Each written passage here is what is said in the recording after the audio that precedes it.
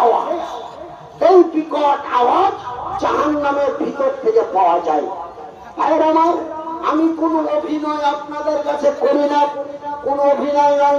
আমার বাম দিকে, আমার ডান দিকে, আমার সামনে, আমার পিছনে অনেকে আলেমে দ্বীন বসে আছেন।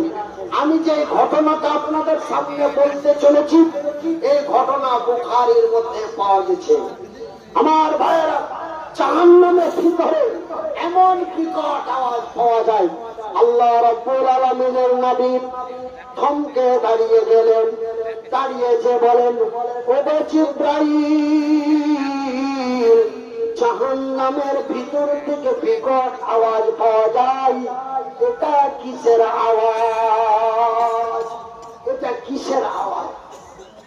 জিবরাইল বলেন, ইয়া রাসূলুল্লাহ, ইয়া হাবিবাল্লাহ, ওগো আল্লাহর নবী, ওগো দয়ার নবী, বিশ্বের নবী, এটা জাহান্নামের আওয়াজ নয়, এটা জাহান্নামীদের আওয়াজ।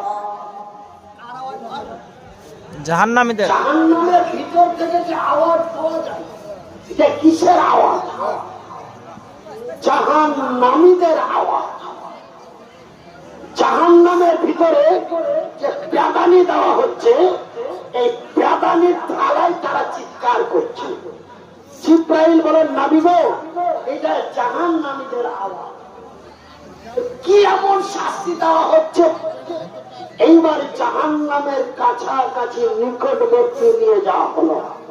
নিয়ে যাওয়ার পর এইবার আল্লাহ রাব্বুল আলামিনের ফেরেশতা জিবরাইল জাহান্নামের দরওয়াজাটা খুলে দিলেন।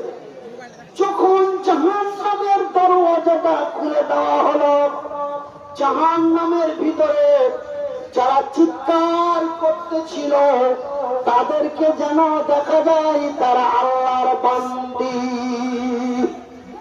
তারা কি? তারা কি ভাই? আল্লাহর বান্দি। একটু কথা বলেন।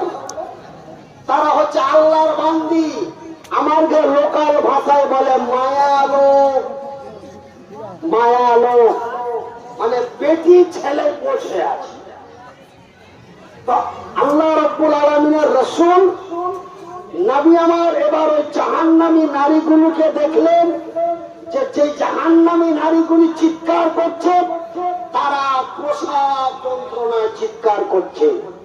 প্রসাব যন্ত্রণা মানে আমাদের লোকাল ভাষায় বলে ছেলা হওয়া ব্যথা।